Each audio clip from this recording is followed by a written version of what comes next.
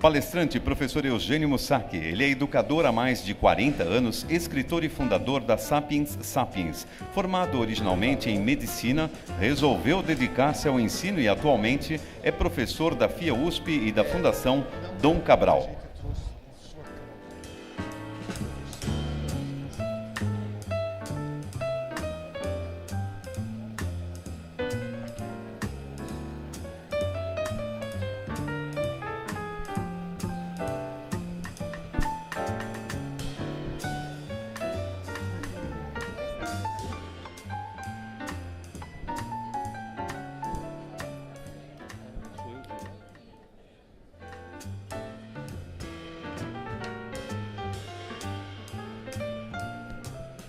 Eugênio, por favor, eu acho que você dispensa a apresentação, mas se apresente e comece. Ok, tá bem. Bom, boa tarde. Em primeiro lugar, muito obrigado pelo convite, uma honra muito grande estar aqui, especialmente participando já do encerramento aqui desse encontro que é tão importante. É um momento em que realmente a gente tem que se juntar, né, para conversar, para dividir as experiências, para compartilhar as angústias, né? Agora há pouco eu estava lendo o jornal, aliás, hoje de manhã, logo que eu acordo, vou tomar café e costumo ler o jornal enquanto tomo café. Estava lendo o Estadão, vendo as notícias principais dos jornais de hoje, né? A primeira e mais importante é que o avião do Luciano Huck fez um pouso forçado, né? A segunda notícia também extremamente importante é que o Guerreiro perdeu um gol ontem, né, que até eu faria naquele jogo do Corinthians contra o Fluminense. Bom, e algumas outras notícias, um pouco menos relevantes, são o fato de que há uma disputa entre a Câmara e o Senado pelas questões ligadas a uma reforma extremamente importante para o Brasil, que é a reforma política. E depois, lendo os colunistas, eu encontrei um artigo muito interessante sobre o fato, e isso sim interessa diretamente aqui para nós, o fato de que nos últimos 12 meses nós perdemos do Brasil 419 mil cargos de trabalho. Então houve quase aí 500 mil de demissões, o que fez com que se colocasse na economia brasileira cerca de R$1 bilhão a menos, em forma de salários. Evidentemente, esse é um dinheiro que vai fazer falta para que a economia seja movimentada. Em outras palavras, nós estamos, sim, num momento de crise econômica. Agora, crises existem exatamente para que a gente repense aquilo que estamos fazendo, porque, afinal de contas, o que fizemos até agora foi o que provocou a crise, ou pelo menos não evitou que a crise acontecesse. Então, as crises são muito virtuosas, né? Eu acho assim que todos nós aqui, se nós passássemos o microfone para que todas as pessoas aqui do auditório falassem um pouco sobre as suas crises pessoais, todos nós teremos histórias para contar. Eu mesmo tenho várias. Tive muitas crises na vida, crises pessoais, crises profissionais, crises financeiras, crises afetivas, crises até existenciais, né? Sem falar de crise de saúde, né? A gente sempre fica doente. Bom, eu quando me lembro das crises que eu tive na vida, eu confesso para vocês que quando eu estava lá no meio da crise, em plena efervescência daquela dificuldade toda, eu estava quase em desespero e, de certa forma, amaldiçoando o destino, a sorte, os deuses, sei lá o quê. Hoje, olhando para trás, quando me lembro das crises que tive na vida, pode parecer um pouco de proselitismo da minha parte, mas, sinceramente, eu me lembro dessas crises com uma certa gratidão, porque eu sempre saí da crise melhor do que eu era quando nela entrei. Portanto, acho que é muito inteligente assim, a gente não fazer de conta que não existe crise, fechar os olhos, né, e não aproveitar essa oportunidade para que a gente, de alguma forma, se reveja e saia melhor da crise, né? Isto é um fato. E exatamente nesses momentos de crise, de dificuldade, é que surgem as verdadeiras lideranças. Eu ouvi agora há pouco aqui o painel anterior, falando sobre pessoas, sobre gestão de pessoas, sobre liderança também. E eu acho que uma das perguntas que veio foi se o líder nasce pronto ou se ele se forma líder, né? E a resposta da professora Adriana foi que não, que todos nós aprendemos o ofício da liderança, à medida que esse ofício é necessário, né? À medida que a vida vai nos solicitando que nós nos comportemos como líderes, e nós vamos aprendendo, nós vamos nos desenvolvendo. É claro que ela também colocou que existe alguma coisa na personalidade de cada pessoa que pode facilitar, né? Claro, todos nós podemos aprender a atuarmos como líderes, a sermos líderes, mas é evidente que algumas pessoas vão aprender melhor, vão aprender mais rápido, porque faz parte da sua estrutura de personalidade, da sua genética, digamos assim, né? É um conjunto de competências que nós, de fato, podemos incorporar, desde que a gente tenha, digamos, alguns atributos essenciais, que são atributos humanos, atributos da pessoa. Agora, quem está aqui nesse auditório tem esses atributos, senão não estaria aqui. Por isso, me sinto muito confortável para falar sobre esse assunto nessa tarde de hoje. O tema liderança é um dos temas que me encanta. Na realidade, quando eu fui apresentado pelo nosso mestre de cerimônias, não sei se todo mundo prestou atenção, foi uma apresentação rápida, felizmente, mas ele disse uma coisa a respeito da minha... Bom, a primeira coisa que ele disse a respeito do meu currículo é que eu tenho mais de 40 anos de magistério. Quer dizer, muito obrigado, já entregou aí a minha idade, né, com essa história. Mas depois ele disse que eu sou formado em medicina, né, e muita gente estranha isso. Puxa, por que um professor vai falar sobre saúde, sobre qualidade de vida e tal? Não, eu só me formei em medicina. Eu não exerci, eu exerci muito pouco medicina, né? Eu costumo brincar que eu não gosto de sangue, né? Então não tinha como continuar na medicina, mas isso não é verdade. O que é verdade é que eu, quando me formei em medicina, eu já tinha uma carreira que era a carreira de professor, já era professor, já tinha criado, enquanto estudante de medicina, uma escola, um cursinho pré-vestibular, que virou colégio, que virou faculdade. Então eu tinha um negócio e acabei dedicando minha vida a esse negócio e a essa carreira de professor. E na metade da década de 90, eu comecei a me interessar, quando eu vendi a escola que eu tinha, eu comecei a me interessar por uma outra área da educação, que hoje é uma área muito forte e muito necessária para o desenvolvimento do país, que é a educação corporativa. Educação corporativa é qualquer ato de desenvolvimento humano que se pratica dentro de uma empresa, dentro de uma organização, né? Porque, afinal de contas, as empresas estão, sim, virando escolas. E tem que ser assim, foi colocado aqui no painel anterior. Uma das funções da liderança, e eu diria da empresa, é capacitar os seus funcionários, e capacitar em caráter continuado. Né? Em caráter continuado. Aliás, hoje nós falamos que a educação se dividia em 3 fases, hoje se divide em 4. Né? Tínhamos primeiro o tal do primeiro grau, né? o ensino fundamental que falamos hoje, que antigamente era dividido em primário e ginásio. Alguém fez primário e ginásio aqui? Alguém fez exame de admissão? Olha, você fez. Bom, faz tempo que não tem mais primário e ginásio, nem exame de admissão, mas então nós juntamos e formamos, né, as autoridades de educação no Brasil, formaram o ensino fundamental, né, que são 8 anos, agora 9. Depois temos o ensino médio, que antigamente chamava-se científico, lembra? Muito bem, que são 3 anos. E depois o ensino superior, ou terceiro grau, que engloba a faculdade e o curso de pós-graduação e tal, que é uma continuidade da faculdade. Muito bem, então são 3 graus. Mas hoje temos um 4º grau. E esse 4º grau chama-se simplesmente educação continuada, educação para a vida, aquela que não termina nunca. Antigamente a gente se formava na faculdade e parava de estudar. Eu acho que agora é quando a gente de fato começa a estudar. E o ambiente mais propício para que isso aconteça, o ambiente mais adequado para que a educação continuada aconteça de fato, de várias maneiras, é a empresa. Né?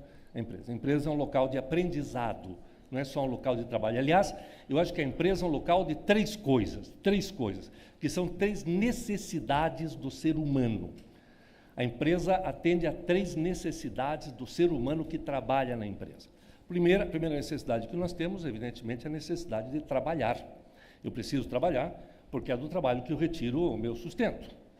E não só o meu sustento, também a minha dignidade, também o meu sentimento de pertencer a uma organização e à sociedade como um todo, são necessidades. O trabalho me dá isso.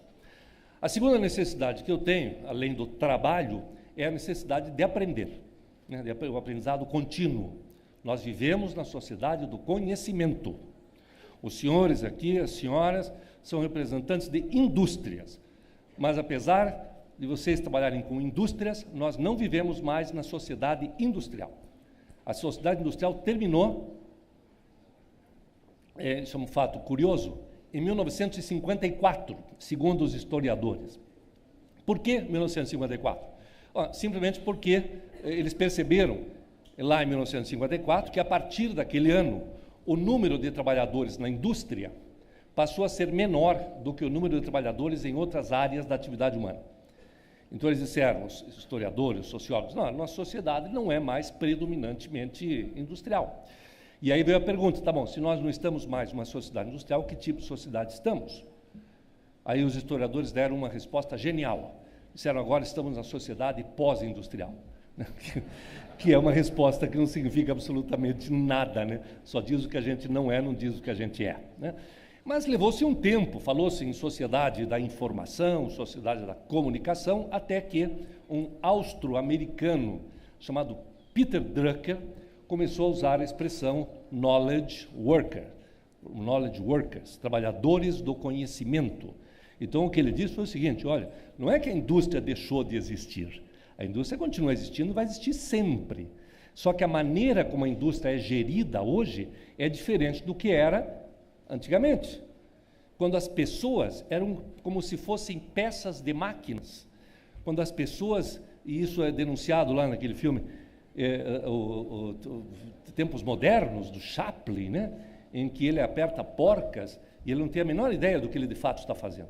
Ele aperta porcas, quando alguém pergunta para ele o que ele faz, ele diz, eu aperto porcas. Ele não sabe que está fabricando um motor que vai equipar um avião, que vai transportar pessoas. Se ele soubesse isso, ele veria significado no seu trabalho e se comprometeria mais com aquilo que faz, porque ninguém gosta de apertar porca, mas fabricar avião é legal, né? Então veja que mudou um pouco a maneira como nós gerimos as empresas, como nós gerimos as indústrias.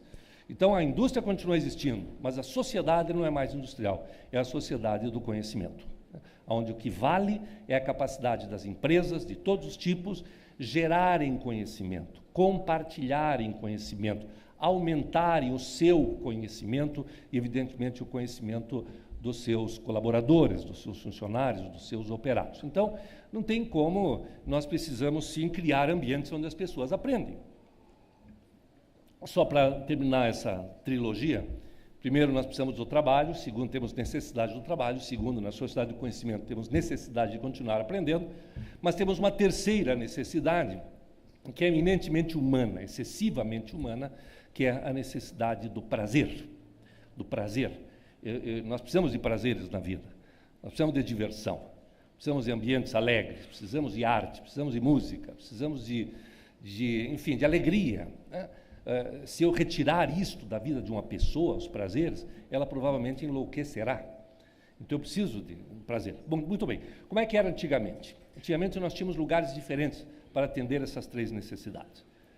Eu tinha um lugar para trabalhar chamado emprego, tinha um outro lugar para aprender, chamado escola, e um outro lugar para ter prazer, que aí qualquer um, as pessoas escolhiam o seu, com certeza não era nenhum dos dois primeiros.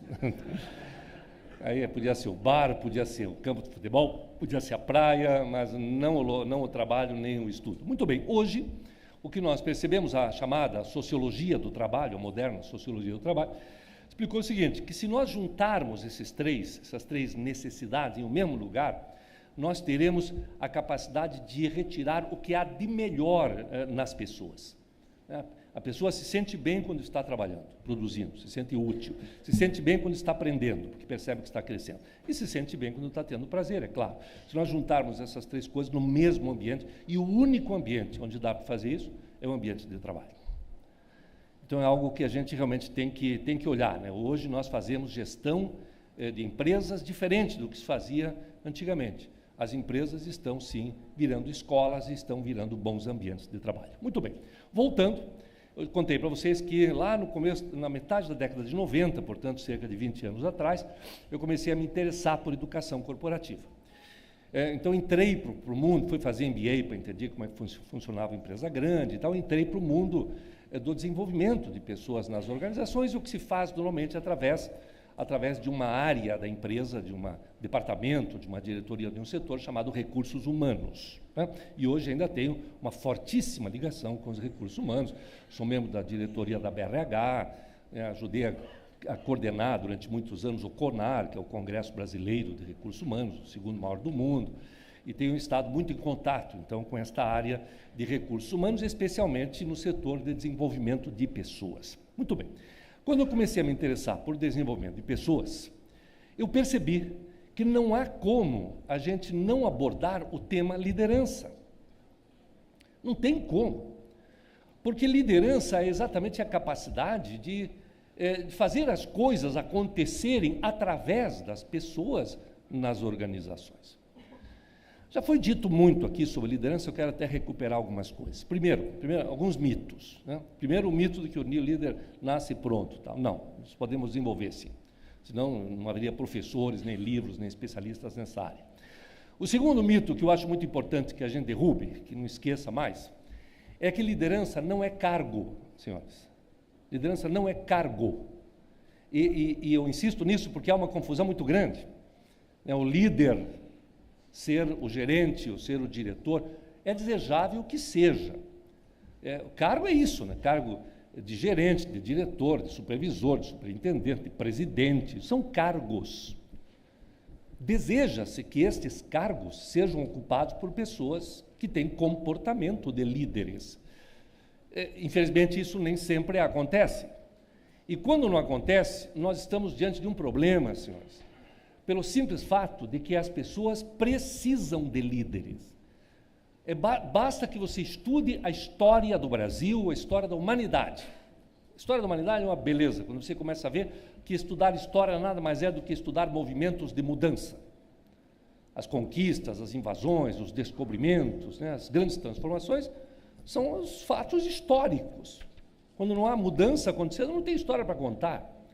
Então eu não consigo falar de história sem estudar mudanças e não consigo me referir a essas mudanças sem verificar quem foi que esteve à frente dessas mudanças. Quem as promoveu, quem as capitaneou, quem as liderou, quem as gerenciou. Muito bem, estes são os líderes. Portanto, e muitas vezes esses promotores das grandes mudanças da humanidade eram reis, imperadores, generais, presidentes da república, mas muitas vezes não. Muitas vezes eram pessoas que não tinham cargo nenhum. Talvez o melhor exemplo que nós tenhamos a respeito disso é o caso do Mandela. Quer dizer, o Mandela conseguiu fazer uma transformação espetacular lá na África do Sul, que foi não só acabar com o apartheid como lei, era uma lei, né? A segregação racial na África do Sul era lei, chamada apartheid. E ele se insurgiu contra isso e convenceu as pessoas que aquilo era uma ignomínia. Como também, essa foi a parte mais importante do legado dele, além de combater o apartheid, ele conseguiu unir aquele povo. Isso é atitude de liderança. União é atitude de liderança. Não separação. União. Porque quando ele virou presidente, e detalhe, ele não era presidente. Quando ele fez tudo isso, quando ele fez as grandes transformações na África do Sul, ele não era presidente. Ele era o quê? Quem é que se lembra? Presidiário, obrigado. Ele era presidiário, ou seja, até tinha um cargo, né? Presidiário. Com este cargo, ele conseguiu contaminar com as suas ideias, né, com seus ideais, todas as pessoas, inclusive os seus carcereiros. Né? Aí depois, evidentemente, eu acho que o Leclerc era o presidente quando ele era o presidiário. O Leclerc teve um papel importante também nisso aí. Foi ele que mandou libertar o Mandela, iniciou o diálogo e tudo mais. Ninguém fala do Leclerc, mas ele também foi importante. E aí, quando ele virou presidente da República, evidentemente a população negra da África do Sul, a primeira reação desta população foi inverter o processo. Né? Então, até agora, nós, os negros, fomos dominados pelos brancos. Agora vamos inverter. Agora somos nós que mandamos aqui, somos nós que vamos dominar os brancos. E o Mandela disse, não, absolutamente. Né? Não foi por isso que eu lutei. Eu não lutei para que nós assumíssemos o poder. Eu lutei para que houvesse igualdade na África do Sul. Essa, para mim, é a grande manifestação de liderança de um homem. Repito, união, não separação. Não ficar dizendo nós e eles.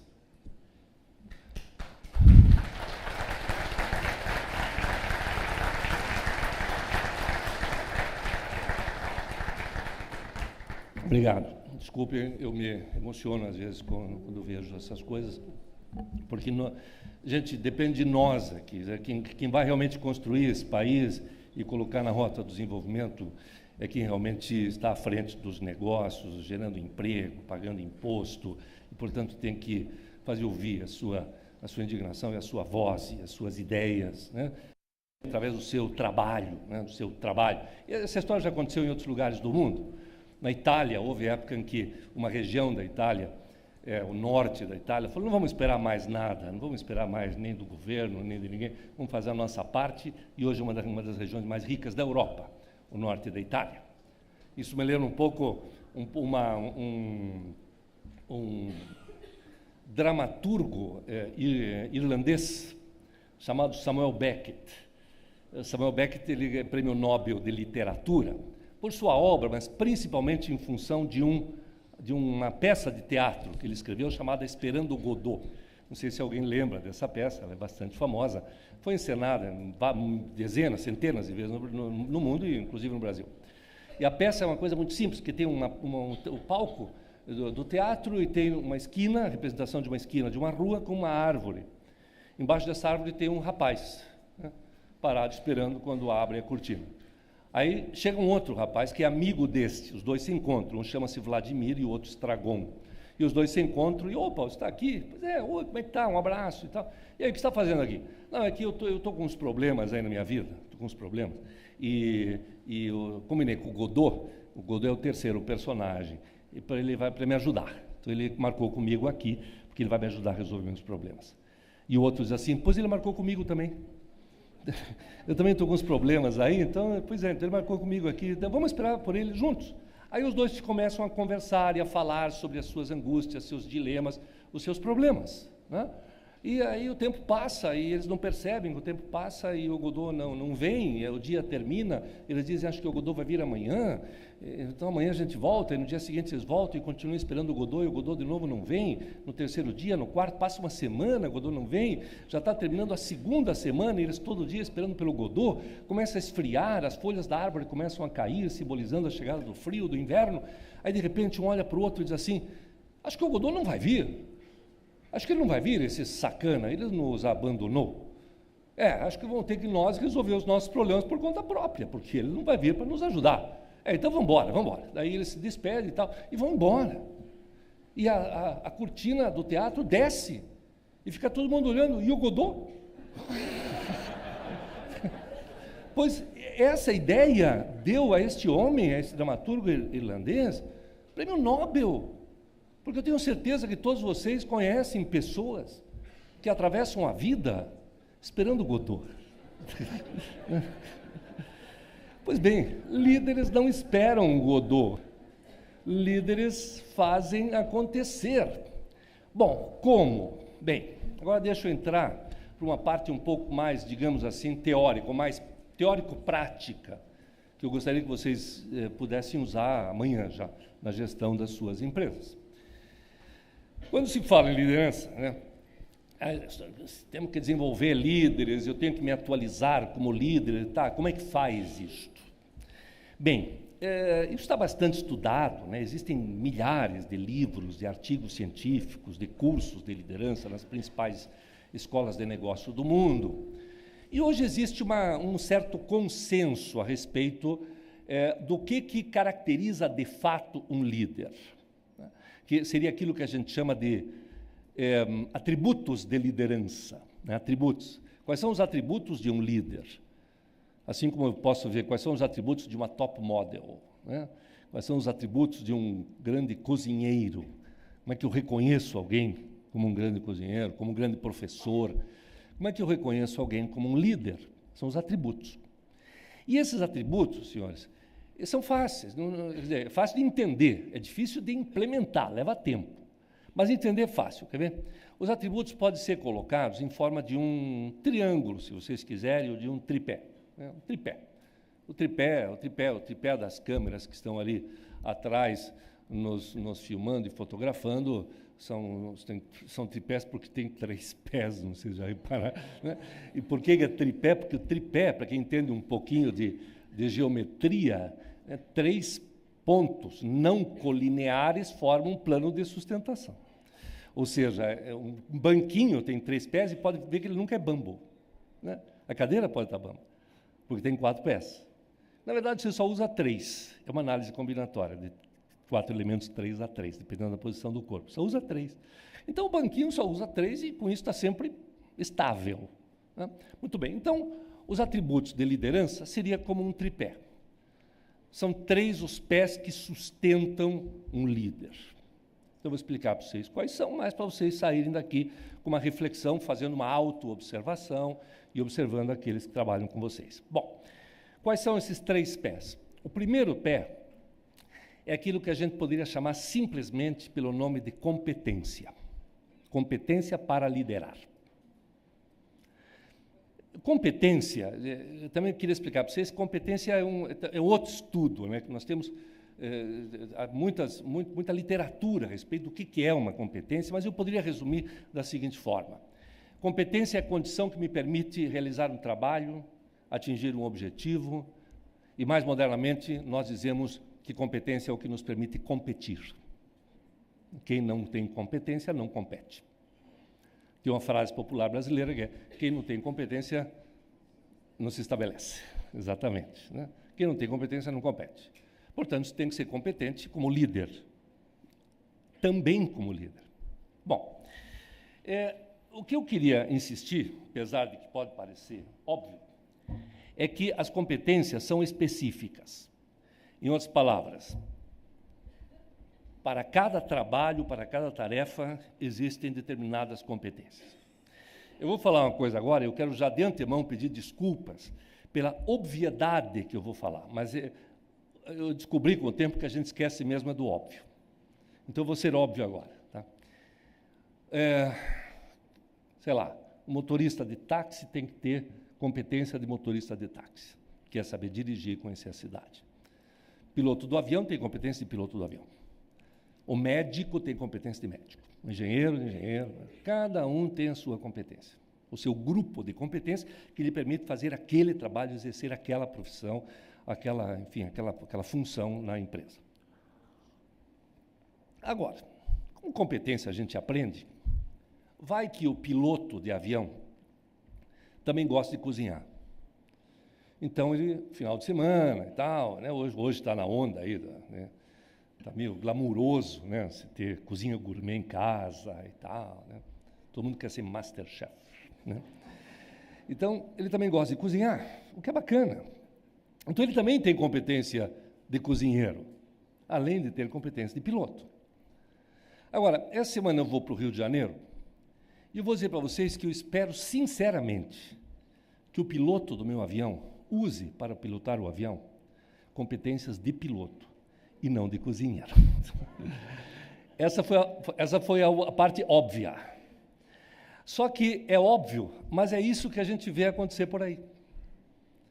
Porque você tem uma empresa de engenharia que tem um excelente engenheiro, sujeito muito competente como engenheiro, o seu trabalho é primoroso como engenheiro e, por causa disso, ele é colocado para liderar a empresa, um departamento, uma obra. A partir desse momento, ele tem que ter competências de líder. Ele não vai conseguir liderar com competências de engenheiro. São outras competências. Nada que não possa aprender. Os engenheiros aprendem rápido. Mas ele tem que ter essa percepção. Opa, quais são as competências que eu vou precisar desenvolver agora? E para isso a gente tem que ter literatura, tem que ler, tem que participar de eventos como esse e tudo mais, para desenvolver essas outras competências, que não são suficientes as de engenheiro. É como pilotar um avião com competência de piloto, de competência de cozinheiro. Quais seriam essas competências? Bom, muito já foi falado aqui, eu vou fazer um resumo. A gente divide as competências de liderança em 2 categorias.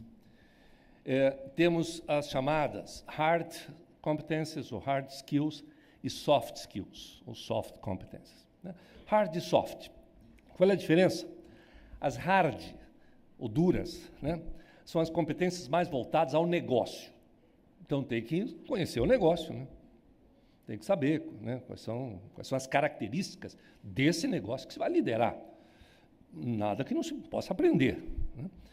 Além disso, você tem que ter o mínimo de capacidade, o melhor jeito de dizer isso, capacidade de controlar o contexto. Controle de contexto são as coisas ligadas à gestão. Eu tenho que saber como é que estão os números, como é que está o fluxo de caixa, como é que está, né, como é que estão as vendas, como é que está a produção, como é que está o estoque, né, saber como é que estão as coisas da empresa. Isso é controle do contexto. O líder tem que ter isso bem claro na sua cabeça. Terceiro, ele tem que ter visão sistêmica. Isso é um pouquinho mais difícil de desenvolver, é uma coisa talvez um pouquinho mais pessoal, mas que dá para aprender. Há pessoas que têm naturalmente essa visão sistêmica, você consegue ver que tudo está ligado com tudo, as chamadas relações de causalidade. Né? Se você dirige uma empresa, tem que ter visão sistêmica. Tem que olhar o mercado, tem que olhar esse ecossistema que a gente chama de mercado. Eu costumo sempre colocar a empresa como um organismo vivo, que habita um ecossistema que está em mutação permanente. E aí Darwin veio e nos explica que sobreviveram aqueles com maior capacidade de adaptação, né, de acompanhar as mudanças do meio ambiente. Né? E o mercado, né, esse ecossistema chamado mercado, tem o quê? Quem é que habita esse ecossistema chamado mercado? Bom, habita o cliente, evidentemente, mas também habita o concorrente nesse ecossistema, e o concorrente está evoluindo, está se mexendo, né? Você tem que perceber isso. E hoje o concorrente não está mais do outro lado da rua, nem do outro lado da cidade, está do outro lado do mundo, especialmente quando o tema é indústria. Né? Temos as questões da economia, temos as questões da política, temos as questões internacionais, né, da economia internacional, o que está acontecendo na China, né? Enfim, então ter uma visão do conjunto. Às vezes me dizem assim, você diz que o presidente da empresa tem visão sistêmica. Claro, né? Ele é obrigado a ter visão sistêmica, ele é o presidente da empresa. Pois eu acho que é exatamente o contrário. Acho que ele chegou a ser presidente da empresa porque ele demonstrou ter visão sistêmica. Tem a visão do todo, né? Não apenas de uma parte. Outra hard competence, que é fundamental para a liderança, é o que a gente chama de pensamento estratégico. O que é pensar estrategicamente? Eu quero esclarecer também que pensamento estratégico é diferente de planejamento estratégico. Planejamento estratégico é uma ferramenta de gestão e pensamento estratégico é uma qualidade humana, né, que é útil e necessária para que você faça, para que você desenhe um planejamento estratégico e também para que execute aquela estratégia. Se vocês me pedirem uma definição, eu vou dizer, olha, pensar estrategicamente é conciliar, esse verbo é importante, conciliar, quer dizer, criar harmonia, fazer as pazes entre duas partes, né? Conciliar a situação presente com o futuro desejado. Então, líderes têm que ter muito claro em sua cabeça, qual é o futuro que ele deseja. O que eu espero? E o futuro significa vários futuros, né?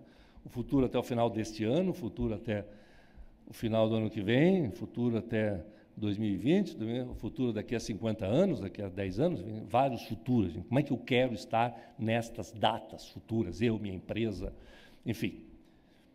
Isso com lucidez, né? Com lucidez, porque não adianta nada você ter uma visão muito clara do que você quer no futuro, se você não tiver uma visão também muito clara, muito lúcida, muito humilde até, da situação presente. Porque às vezes nós sonhamos. Ter um ponto futuro para onde a gente quer ir é importante. Senão fica que nem aquela famosa resposta do gato para Alice no livro do Lewis Carroll. Se você não sabe para onde você quer ir, qualquer caminho serve. Vai por qualquer lugar, porque Alice estava querendo sair do País das Maravilhas e encontrou vários caminhos. E como ela não sabia qual seguir, ela perguntou para o gato, Cheshire. E o gato disse, bom, depende, para onde você quer ir? Ela diz, eu não sei para onde que eu quero ir, só sei que eu quero sair daqui. Bom, então qualquer caminho serve. Então, você tem que saber para onde você quer ir. Mas tem que saber bem onde está. Porque senão você não sabe como traçar o plano. Aquela história, você quer ir para o Rio de Janeiro, tem que ir para o norte ou para o sul? Depende de onde você está. Se está em São Paulo, tem que ir para o norte. Se está em Salvador, tem que ir para o sul. Então, saber conhecer bem a realidade, assim, porque às vezes o nosso plano de futuro não combina com a nossa situação atual. Né? Eu, por exemplo, tenho um plano, assim, um sonho, vou confessar para vocês, um sonho pessoal meu. Eu jogo tênis e eu tenho um sonho de participar de uma final Master em Wimbledon. Me aguardem. Aí, se vocês me virem jogando tênis hoje, vocês vão dizer assim: Eugênio, desculpa, isso não é um sonho, isso é um delírio. Porque tem a menor chance, não é conciliável a minha qualidade do tênis atual, que eu não consigo competir nem no meu clube, com esse sonho. Né? Então, a gente tem que ter clara esses dois pontos, né? O ponto B que está lá no futuro e o ponto A que está hoje. E como fazer para chegar daqui lá. Né? E a gente pensa que isso é novo, né? A gente pensa que isso é do Michael Porter, do Henry Minzenberg e tal. Não, no Sun Tzu já falava sobre isso lá no Arte da Guerra. Né?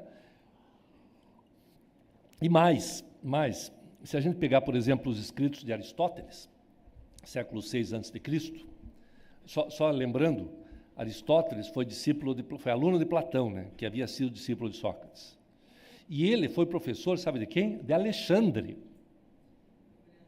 Alexandre o Grande, Alexandre Magno, que foi o cara que depois que virou rei, né, foi conquistar os bárbaros, levando a cultura grega, que ele havia aprendido com Aristóteles, de quem foi aluno por 7 anos. Esses bárbaros da época, eles se chamavam godos, visigodos, germânicos, bretões, ou seja, os europeus, né? E ele conquistou a Europa, que a partir disso ele começou a surgir essa Europa que nós conhecemos hoje. Então imagine só, tem tudo a ver conosco aqui, essa história que eu estou contando aqui, de Aristóteles. Né? E Aristóteles, depois que Alexandre foi para a guerra, ele voltou para Atenas e se dedicou a escrever o seu último livro, que na verdade era uma carta que ele escreveu para o filho dele. Ele tinha um filho e tinha preocupações com o filho, né? Não sei se alguém já passou por isso. Ele queria que o filho dele tivesse sucesso na vida, e tal, todos nós queremos. Na época não havia a palavra sucesso, havia a palavra virtude, a palavra equivalente era virtude, olha que bonito. Aí ele escreveu uma carta para o filho dele com algumas recomendações para que o filho dele tivesse sucesso na vida. E a primeira coisa que ele diz no livro, na carta, é o seguinte: ele diz assim: meu filho, olha, trate de se dar todos os dias um momento de reflexão. Veja como esse conselho nos vale até hoje, porque a gente não se dá o direito de ter momentos de reflexão. A gente levanta de manhã com uma agenda, né, com demanda reprimida, com um monte de coisa, vamos correr atrás, vamos entregar resultado, de curtíssimo prazo, e a gente não para pensar se está fazendo a coisa certa, né, se é isso mesmo que a gente quer fazer. É por isso que eu valorizo muito este encontro aqui, né, porque esse tipo de encontro nada mais é do que um momento de reflexão, em que a gente se reúne aqui para refletir sobre o que está acontecendo ao nosso redor e como é que nós vamos construir o nosso futuro. Então, temos que aproveitar muito bem este encontro aqui. E aí, nesse momento de reflexão, diz Aristóteles ao seu filho, trate de se fazer 3 perguntas. Todos os dias as mesmas 3 perguntas, porque aí você vai acompanhar a evolução das respostas. A primeira pergunta é: quem sou eu? Que num primeiro momento parece uma pergunta fácil de responder, mas é a mais difícil de todas. Experimente, tente fazer. Tente-se fazer essa pergunta. Quem sou eu? Em geral, quando a gente pergunta para alguém quem é você, a pessoa diz o que ela faz. Eu sou engenheiro, eu tenho uma empresa tal, eu trabalho tal, eu sou gerente. Não, isso é o que você faz. O que você é? É muito mais. É difícil responder quem que você é. Talvez fosse melhor a gente abrir uma chave, assim, dizer quem sou eu como profissional, quem sou eu como cidadão, quem sou eu como pai, como amigo, quem sou eu como marido, como esposa, quem sou eu como líder. Né? Aí você examina quais são as suas virtudes, suas fraquezas e tudo mais. A segunda pergunta que Aristóteles recomendou ao seu filho que se fizesse todos os dias é: quem eu gostaria de ser? Porque uma coisa é quem eu sou, outra coisa é quem eu gostaria de ser. E a resposta a essa segunda pergunta, gente, ela é necessariamente diferente da resposta à primeira pergunta. É diferente, sim. Porque se for igual, das duas, uma. Ou você está cometendo um auto-engano, está se enganando a si mesmo, que é comum, ou você, de fato, é uma pessoa perfeita. Né? Perfeita, pronta e acabada, né? Irretocável.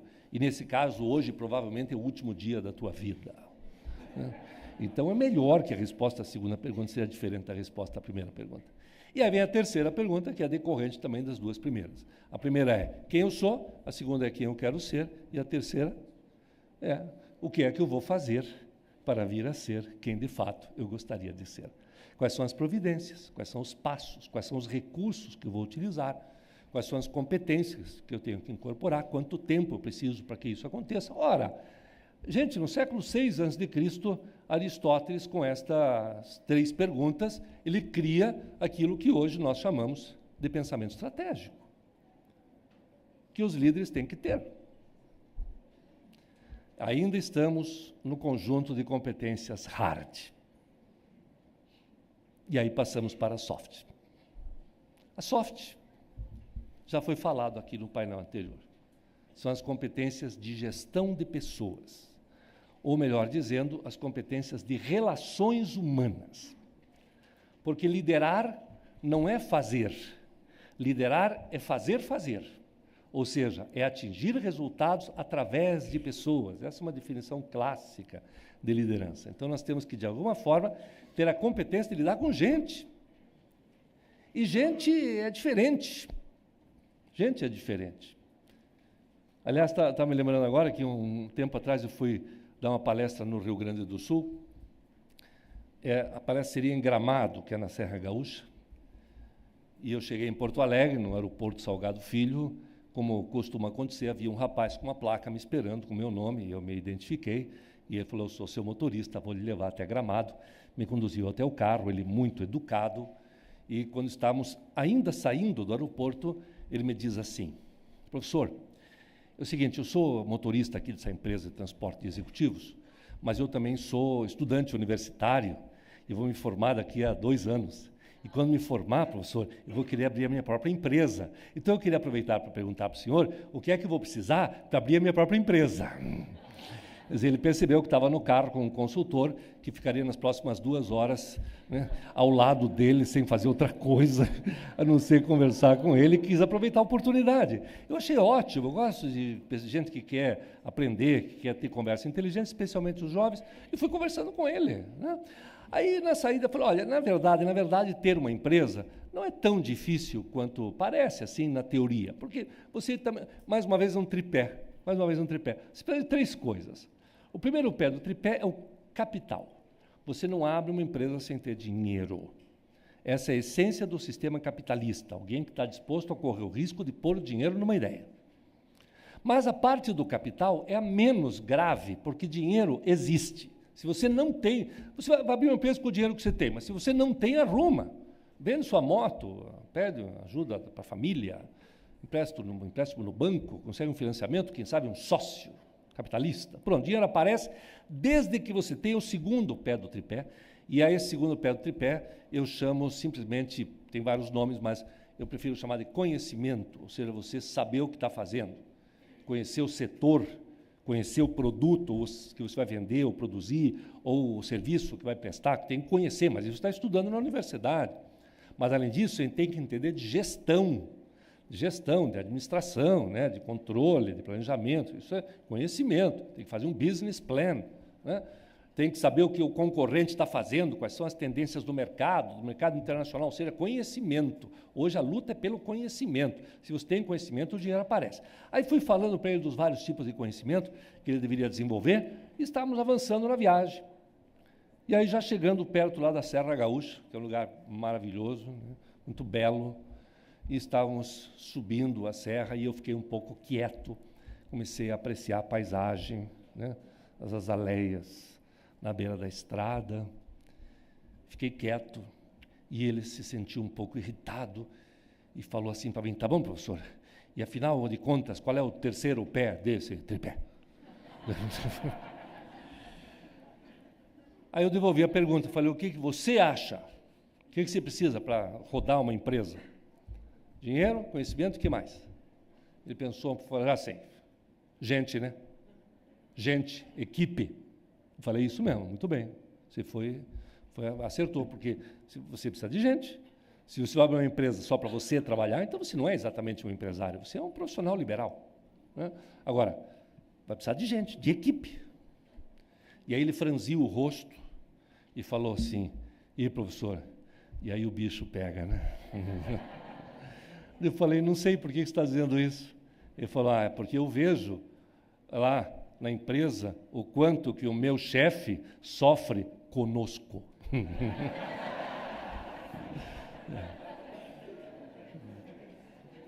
Ele agora estava querendo trocar de lado da mesa e sentiu o drama. Né? Eu falei, olha, eu não sei, sinceramente, se fazer gestão de pessoas é mais difícil do que fazer gestão de coisas. Coisa significa estoque, dinheiro, máquinas, né? Fluxos, processos, tudo isso é coisa, né? Empresa, patrimônio físico. Eu não sei se fazer gestão de pessoas é mais difícil do que fazer essas outras gestões da empresa, gestão de coisas. Eu só sei que é diferente. E é diferente pelo simples motivo de que coisas não pensam, coisas não têm sentimentos, coisas não são dotadas de vontade própria, de free will, né? E pessoas são. Então, se eu deixo uma coisa como este copo nesta posição, ele vai ficar aqui. Se eu deixo uma pessoa aqui, eu não tenho garantia que ela vai ficar aqui. Ela pode querer ir embora. Então, na realidade, fazer gestão de pessoas tem mais a ver com fazer gestão de vontades. Eu preciso desenvolver nesta pessoa a vontade de ficar aqui, ou a vontade de ir para lá, ou a vontade de fazer tal trabalho, a vontade de ter tal capricho, de ter comprometimento. Fazer gestão de pessoas é fazer gestão de vontades. E aí vocês vão dizer, mas esse negócio é complicado. Eu não sei se é mais complicado, só sei que é diferente e a gente tem que prestar atenção nisso. Nós temos que entender o mínimo de motivação humana. O que motiva as pessoas? E o que motiva um é diferente do que motiva o outro. Você tem que prestar atenção. Você, como líder, tem que ser um pouco psicólogo. Você tem que ler, tem que estudar, tem que se aprimorar nisso. Né? Para alguns você pode dar mais liberdade, para outros tem que manter mais perto, para alguns você dá autonomia, para outros você não dá autonomia. Enfim, temos que entender um pouco de gente, o que motiva. Quando fala de motivação, assim, as grandes teorias da motivação, eu podia reduzir para vocês em 2 minutos, quer ver? Nós somos motivados por 2 grandes forças psicológicas, que são as nossas necessidades e os nossos desejos. Eu preciso atender às minhas necessidades e os meus desejos. Qual é a diferença entre necessidade e desejo? Ora, necessidade está ligado com o instinto de evitar sofrimento. Eu não quero sofrer. Ninguém quer sofrer. Então, a gente está motivado para fazer alguma coisa, te levanta da cadeira e vai fazer alguma coisa que vai evitar o meu sofrimento, ou que vai mitigar o meu sofrimento, ou que vai acabar com o meu sofrimento, ou que vai evitar um sofrimento futuro. Então, estou motivado para fazer isso. Mas tem também a questão do desejo. E o desejo está ligado com o instinto de obter prazer, que também é muito forte. Freud nos explicou isso aí. Em outras palavras, eu não quero só não sofrer. Eu quero não sofrer e ter prazer. Por isso que a gente almoça. Vocês almoçaram hoje? Almoçaram, né? Vamos jantar hoje. A gente almoça num buffet aqui. Tem um buffet ótimo aqui no hotel. Já almocei aqui várias vezes. E o buffet aqui, como qualquer buffet do mundo, tem 3 seções. A seção de salada, que é uma necessidade. A seção dos pratos quentes, que também é uma necessidade. Você precisa para nutrir o seu corpo. Mas tem um terceiro balcão, que vocês foram hoje, né? Pois é, mas não é uma necessidade, você não precisa da sobremesa. Mas você come. Eu também como. Por quê? Porque a gente quer. É diferente de precisar, entendeu? Eu preciso da salada e preciso do prato quente. A sobremesa eu quero, porque a sobremesa me dá prazer. Muito bem. Então a gente não quer, senão... tem a música dos Titãs, né? A gente não quer só comida, a gente quer comida Diversão e arte, isso é filosófico, a gente não quer só não sofrer, a gente quer ter prazer. Então essa é a pergunta de $1 milhão que você tem que fazer. Por que um funcionário teu trabalha com você? Põe-se no lugar do seu funcionário, por que alguém quereria trabalhar na minha empresa? Por necessidade, não tenho a menor dúvida. Não tem, quanto a isso, eu não tenho a menor dúvida, eles precisam, porque quem trabalha com você precisa do salário no final do mês. Porque senão não vai poder pagar a conta, comprar comida, pagar aluguel, vai sofrer. Então é por necessidade, sim. Mas se for só isso, gente, desculpa lá, é muito pouco. A vida seria muito chata sem sobremesa. Então pense um pouco na sobremesa da sua empresa, que tem a ver com clima organizacional, com estado de alegria apesar das dificuldades. Né? Significa você ter orgulho. Orgulho é um sentimento extremamente prazeroso. Como é bom ter orgulho do meu filho, do meu pai, do meu país. Como é bom ter orgulho da empresa onde eu trabalho. É um sentimento prazeroso. Para quem tem filho adolescente aqui, que provavelmente muitos têm, eu vou explicar para vocês que o adolescente é essencialmente movido pelos instintos de prazer. Ele está descobrindo o prazer, né? Porque estão os hormônios e tudo mais, ele quer prazer na vida. Então, por causa disso, o principal sentimento que ele quer ter pelo pai e pela mãe, sabe qual é? É o sentimento de orgulho. Psicologia juvenil explica isso. Orgulho do pai e da mãe, porque é prazeroso, só por isso. Claro, tem o amor, né? O amor é acima de tudo, mas depois é o orgulho. E o pai e a mãe não sabem disso. O pai quer que o filho tenha por ele o sentimento de respeito. Me respeita, sou teu pai. A mãe quer que ele tenha por ela o sentimento de gratidão. Eu te dei a vida. Alguém teve ou tem uma mãe chantagista? No entanto, que o garoto quer ter orgulho. Meu pai, minha mãe, bonitona, sabe das coisas, se cuida. Minha mãe. Então, o ser humano é assim, nós queremos o prazer, e é um prazer trabalhar nessa empresa pelo orgulho que eu tenho, pelo que ela representa para a sociedade, pelo nível de competitividade, pelo respeito que a minha empresa tem aos valores humanos, né? Por isso que se fala tanto hoje em valores das empresas. Isso é vantagem competitiva, né? Valores. Portanto, são coisas assim, né? Saber se comunicar, eu não concordo com você, não há líderes que não sejam bons comunicadores, que não deixam claro qual é o destino, né? Eu não acho que um líder tenha que ser um orador de massas, mas tem que deixar claro o que está pensando e o que está sentindo. Não tem nada pior do que trabalhar com um chefe que você não sabe o que está passando na cabeça dele. Não tem como, né? Se alguém já passou por isso, sabe do que eu estou falando. Então tem que deixar claro, tem que saber dar feedback, saber ouvir, saber dar feedback. Feedback é um caso especial da comunicação, que é, no meu ponto de vista, a mais resolutiva ferramenta de gestão de pessoas, a que mais resolve, dando feedback. Chama o seu funcionário e diga para ele o que você está pensando dele, aonde que ele pode melhorar e o que ele tem que manter, que é o feedback corretivo e o feedback validativo. E não é o RH, desculpe, não é o RH que faz isso, é o gestor. O gestor no dia a dia que faz. Tem a gestão de pessoas estratégica, né? E tem a gestão de pessoas cotidiana. As duas têm que estar alinhadas, né? Então, gente, é isso aí, né? Gente é diferente, a gente tem que aprender a lidar com gente. Felizmente existem professores, professoras, existem livros e encontros como este, para a gente falar sobre isso. Eu tenho um livro que foi publicado no ano passado, cujo título foi um pouco inspirado por aquele garoto lá no Rio Grande do Sul, porque o meu livro chama-se Gestão de Pessoas, chama-se exatamente Com Gente é Diferente. Mas o que mais me inspirou a esse livro, na verdade, foi uma canção. Eu não sei se todos aqui se lembram, a maioria aqui é muito jovem, né? Eu tenho um pouco mais de idade, né? Me formei em 1976. A maioria aqui não era nascido, entre as mulheres, nenhuma, com certeza. Né? 76. E um pouco antes, tinha aqui no Brasil, não sei se você lembra disso, os famosos festivais da canção, da Record, né? Final da década de 60 e tal. E teve um ano, que acho que foi 68, que foi o melhor de todos os anos, porque naquele ano, ganharam 2 canções empataram, em primeiro lugar, 2 canções. Uma do Chico Buarque.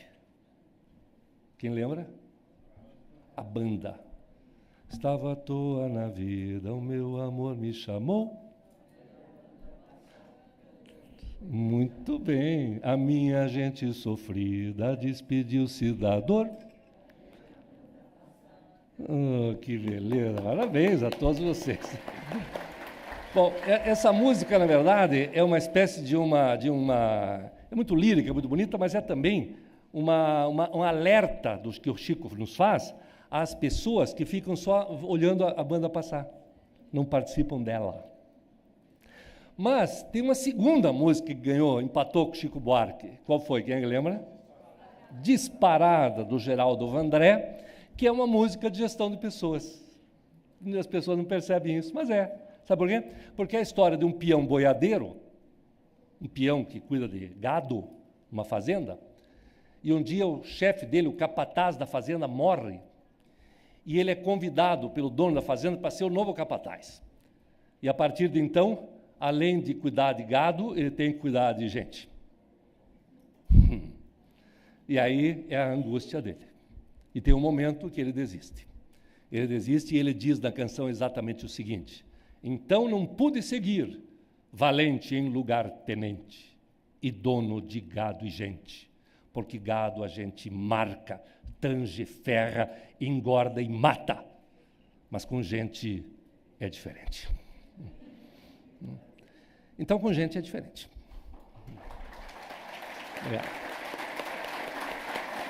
É diferente,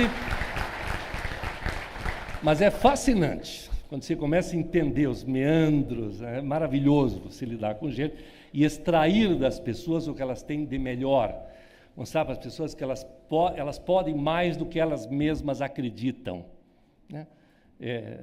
Às vezes você, como líder, vê o potencial de um funcionário seu que ele mesmo não está vendo. Extrair da pessoa o que ela tem de melhor é uma arte e uma técnica, é maravilhoso fazer isso. Mas eu já estou informado que o meu tempo está terminando e eu preciso terminar o famoso tripé da liderança, né? Só falei de um pé até agora, que é a competência. Mas os outros eu vou falar muito rapidamente, porque eles são autoexplicativos. O segundo pé que sustenta, né, os atributos de um líder, já foi falado aqui, e acho que vale a pena que a gente vá, nesse final já de congresso, refletir sobre isso. É o que eu chamo, gente, de caráter. Caráter. O caráter do líder. O caráter do líder é manifestado por seus valores, é manifestado por sua coerência, é pela não distância entre o discurso e a prática. É o caráter do líder que faz com que a gente o admire, que a gente o siga, que a gente queira ser igual a ele. Agora há pouco eu falei do Mandela, o que mais se fala do caráter do Mandela, e hoje nós estamos vivendo, depois que o Mandela morreu, nós estamos vivendo uma crise de liderança no mundo. Não sei se vocês já perceberam isso. Não temos grandes líderes no mundo hoje. Não, o Obama a gente esperava mais dele, né?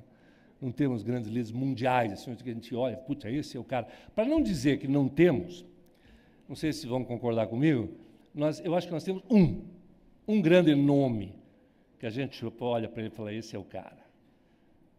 Quis o destino que fosse argentino. De quem que eu estou falando? Do Papa. Não é do Papa, desculpe, é do Francisco, né? Do Francisco. Eu não sou religioso. Você não precisa ser religioso, um católico, para reconhecer que o cara é um líder. Aliás, o anterior, o Bento, o Ratzinger, eu acho que ele também foi um líder, em um sentido. Sabe qual foi o sentido? Ele reconheceu que aquilo não era para ele. E isso é um grande ato de grandeza. Alguém dizer, não é para mim, vou abdicar, vou renunciar, porque não é para mim, é para mais alguém. Está demais para mim. E aí ele fez isso. Temos que reconhecer o valor deste homem. E aí veio o Francisco, que está fazendo as reformas que a igreja precisa. Sem essas reformas, a igreja ia acabar.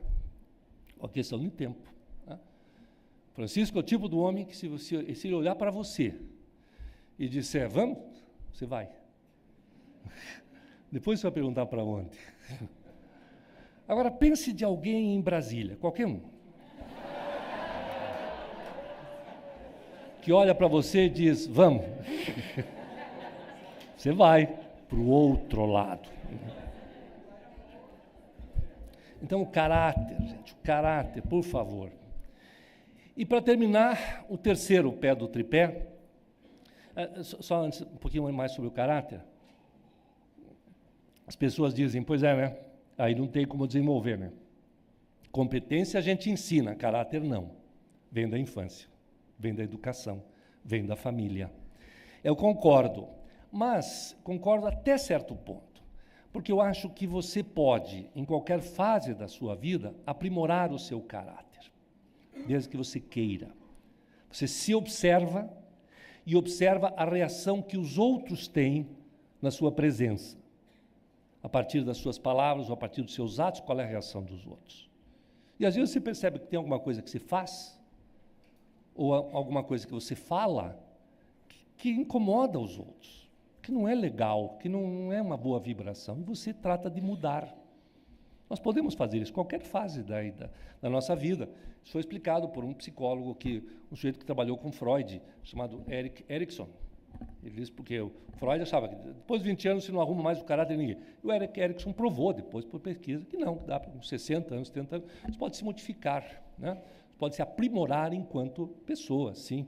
É perfeitamente possível, mais difícil do que desenvolver competência, mas é possível, desde que você, evidentemente, queira. O terceiro pé que sustenta a liderança, não sei se o nome é o melhor, mas não há outro, é a ambição. Ambição.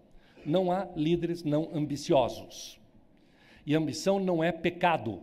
Muita gente diz assim, não, mas peraí, ambição é um defeito de caráter. Claro que não, pelo amor de Deus. Isso está explicado pelo Max Weber, a ética protestante, espírito do capitalismo, ele falou assim, olha, os países em que a religião dominante pecaminizoou a ambição estão ficando pobres, que são os países católicos. Na época, né? Agora mudou um pouco. Os países protestantes, para eles, a ambição não era pecado, se desenvolveram.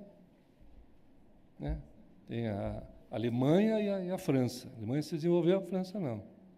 A Espanha e a Inglaterra, né? Estados Unidos e México. A diferença é a ética dominante, então, onde não é pecado ser ambicioso. Né? Nós, aqui no Brasil, durante muito tempo, achávamos que ambição é pecado. A gente não queria dizer que estava ganhando dinheiro. Né? Nos Estados Unidos, um líder empresarial é um ídolo, é um herói. Nós temos que ter os nossos também, não temos que ter vergonha de dizer que nós somos ambiciosos. Desde que a ambição, senhores, não seja exclusivamente a ambição de ganhar dinheiro. Quero ganhar dinheiro e ficar rico. Se for só isso que você quer na sua empresa, ela não tem futuro. A ambição tem que ser mais ampla.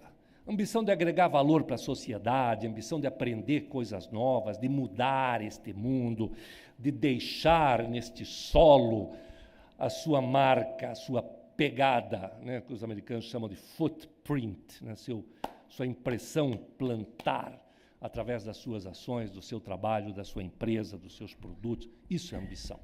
Não há líderes que não sejam ambiciosos. Se faltar um dos três, nós não temos um líder.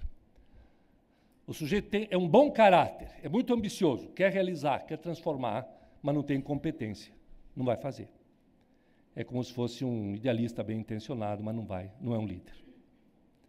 Agora, se ele tem competência, é um bom caráter, mas não tem ambição, ele também não é um líder. Porque para quê? Não tem para onde ir. Não tem projeto para realizar, não tem sonho, não tem objetivos. Né? Pessoas não ambiciosas são assim, então não é um líder. E aí, infelizmente, temos a terceira combinação, que é a mais deletéria de todos, que é o sujeito ter muita ambição, ser muito competente e não ter caráter. E estes existem, né? Ocupando cargos. Não são líderes, mas ocupam cargos de liderança. Né? E nós os negamos como líderes, mas eles ocupam cargos. Então, tudo bem. Aí a gente não tem exatamente por eles respeito, a gente tem temor. Né? É diferente. É ter respeito ao cargo, mas não à pessoa. Isso chama-se temor, porque através do cargo ele tem um poder, eventualmente, para te prejudicar. Então a gente conserva uma certa distância cautelosa, mas não reconhece aquela pessoa como um líder de verdade. Então, senhores, nós estamos com esse dilema, né? Temos carência de líderes, sim, no Brasil, no mundo, mas temos que desenvolver a consciência de que podemos nos aprimorar enquanto líderes e influenciar a nossa micro parcela da sociedade que nos foi dado o direito e o dever de gerir e de liderar, que são as nossas empresas. Já vou terminando, quero agradecer mais uma vez o convite, foi uma grande honra, e termino contando mais uma rápida historinha, curiosamente também é de um gaúcho, que é o Mário Quintana. O Mário Quintana é um poeta gaúcho genial, né? Que todos nós gostamos tanto, ele é dado a frases curtas. Uma vez ele disse assim, nós não precisamos caçar as borboletas, nós temos é que cuidar do nosso jardim. Essa frase, para o mundo do RH, é sensacional, porque a gente se queixa que falta gente boa para trabalhar. Não, tem, só que não está aqui na tua empresa, está em outro lugar. Sabe por que não está aqui?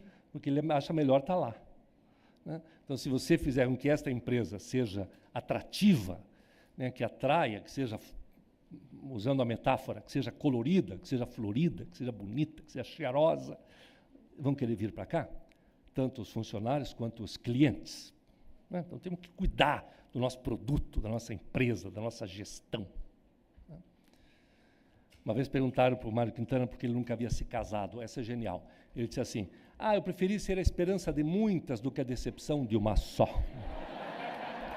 Isso tem gente que...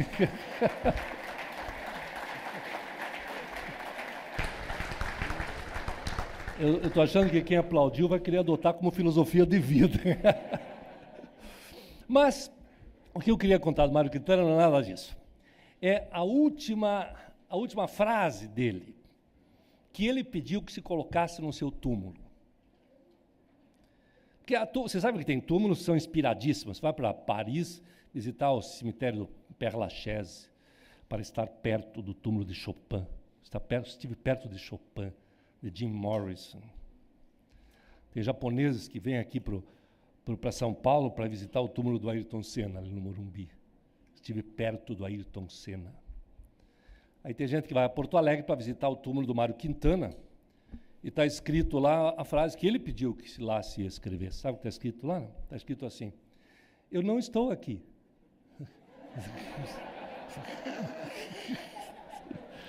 Então eu viajo centenas de quilômetros para estar perto dele, o cara diz que não está lá. Como não? Está lá, sim, não está. Sabe o que está lá? O corpo dele. O que sobrou do corpo dele está lá. Ele joga com a ideia de que nós não estamos onde está o nosso corpo, nós estamos onde está nossa alma. E a alma, no sentido não religioso, é a nossa essência, aquilo que nós de fato somos. São os nossos valores, naquilo que a gente acredita, são as nossas paixões, aquilo que a gente se joga por inteiro, é a nossa essência. Isso é a nossa alma. E eu não sei se já aconteceu com você lá na sua empresa, de você olhar para um funcionário seu, como ele está trabalhando ali na indústria, ou na administração, ou no atendimento ao cliente, você olha para ele e olha de novo, e olha mais uma vez, tem uma coisa que te incomoda e você não sabe o que é. No fundo, você está querendo dizer, esse cara não está aqui. Está o corpo dele. Em Brasília tem lugar que nem o corpo, é o paletó. Está o corpo. E você quer que ele esteja inteiro, esteja com a alma. Então, se vocês me permitirem, há centenas de definições de liderança, eu vou dar a minha. Liderar é juntar nas pessoas o corpo, a alma, em uma atividade significativa e prazerosa. Liderar é juntar nas pessoas o corpo, a alma, em uma atividade significativa e prazerosa. Mais uma vez, eu quero agradecer o convite da Fiesp, mas principalmente quero agradecer a vocês, gente que está nos assistindo, inclusive na outra sala, à distância, que maravilha isso aqui. E nesses momentos que o meu coração se enche de esperança pelo Brasil, mas eu quero agradecer a vocês, porque eu sou professor há mais de 40 anos, já fui denunciado, né? E eu sei reconhecer aluno E vocês foram, durante uma hora, meus alunos. E eu olho para todos vocês, mesmo um pouco escuro, mesmo à distância, eu vejo, a gente desenvolve essa capacidade. E durante essa hora que estivemos juntos, sabe o que eu vi? Eu vi que vocês estavam aqui. Por isso, muito obrigado. Sucesso a todos.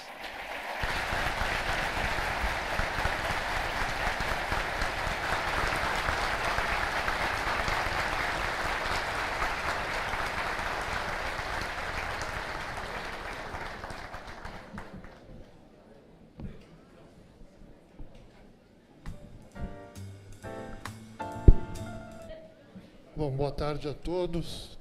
Obrigado aí pela presença, parabéns pela apresentação do professor Eugênio Mussac, o Gilberto Guimarães, que trabalhou muito o dia todo aqui moderando os painéis, né? Foi um dia de muito trabalho. E a vocês aí, eu quero dar os parabéns, porque vocês nos ajudaram a comemorar o Dia da Indústria, o Dia do Industrial. E é assim que, como ele disse, da união, que a gente consegue os resultados. Então eu conclamo a vocês que nos tragam a demanda de vocês, que venham atuar junto com o sindicato, junto com o CIESP, para que a gente possa construir um futuro melhor. O presidente Paulo Scaff, quando assumiu a Fiesp, ele dizia: defender a indústria é defender o Brasil. A indústria é um patrimônio do Brasil. Demorou 200 anos para ser construída e a gente não pode permitir que isso esteja na forma que está. E a gente só vai mudar isso com essa união que ele colocou, a união de todos nós para um futuro melhor. Tá bom? Eu vou pedir que todos aguardem, porque nós ainda temos um encerramento e depois um sorteio de brindes e um coquetel comemorativo ao Dia da Indústria. Tá bom? Parabéns a todos vocês que estiveram aqui investir o dia de vocês.